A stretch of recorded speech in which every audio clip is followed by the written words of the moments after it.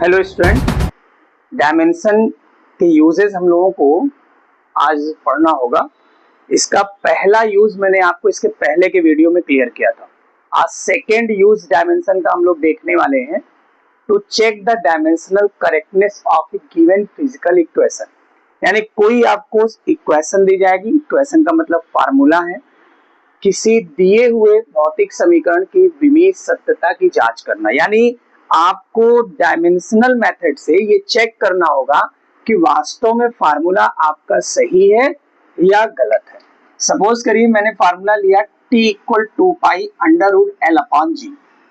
अब ये फार्मूला सही है या गलत है, हमें डायमेंशनल मेथड से इसको चेक करना होगा।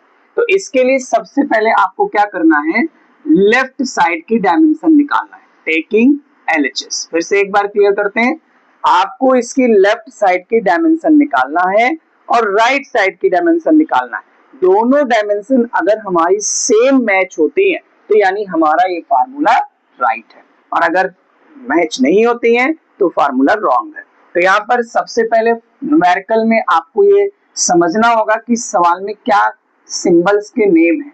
जैसे टी क्या है, टाइम पीरियड। फिर से एक बार देख लीजिए LHS लेने से पहले, एल क्या है, लेंथ,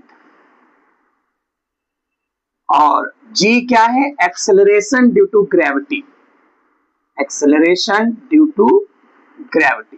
फिर से एक बार आपको बता दें, ड्यू टू ग्रेविटी, इसमें आपका ये आवर्तकाल होता है, ये लंबाई होती है, और ये गुरुत्वीय त्वरण होता है। यानी T time period, L length, और जी acceleration due to gravity.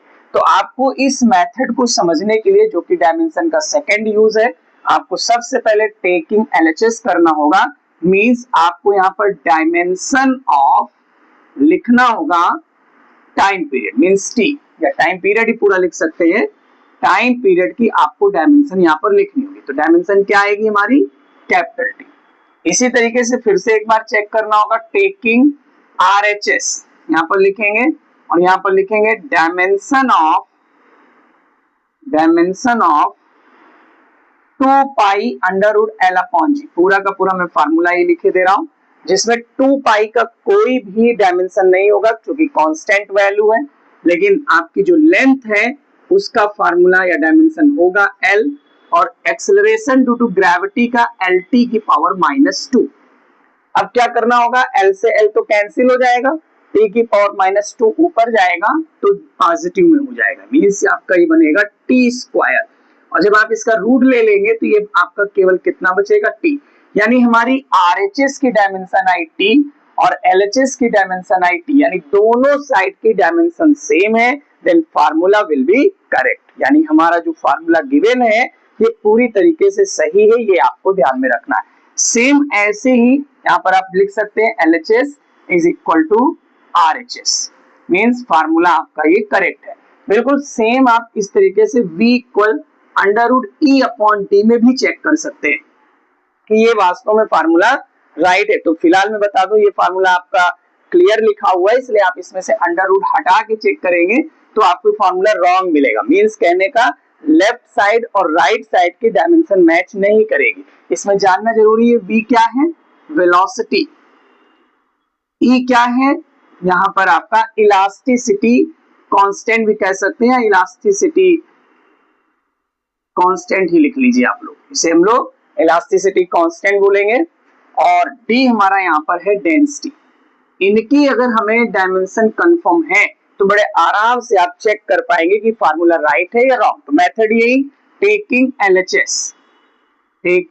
LHS। तो हमारे पास टेकिंग LHS में क्या है, डायमेंशन ऑफ वेलोसिटी, या V लिख लीजिए आप सीधे, डायमेंशन ऑफ V। तो V की डायमेंशन हम लोगों ने पीछे पढ़ी हुई है, LT की पावर -1। फिर से एक बार बता दूं, अगर डायमेंशन आपको निकालना आने लगा है तो आप बड़े आराम से डायरेक्ट डायमेंशन भी लिख सकते हो। यदि आपको कंफ्यूजन है तो एक बार डायमेंशन उसके फार्मूले में जाकर चेक कर सकते हैं। अगेन यहाँ पर लिखेंगे, तो डायमेंशन ऑफ आ जाएगा यहाँ पर E अपॉन डी। E मैंने भी आपको बताया elasticity constant, ml inverse T की पावर -2। जिसको भी कंफ्यूजन है मैं फिर एक बार बता देता हूँ, इलास्टिसिटी के फार्मूले में जाना है इलास्टिसिटी कांस्टेंट के फार्मूले में, वहां से ये डायमेंशन लेकर आना है और डेंसिटी की भी ऐसे ही करना है।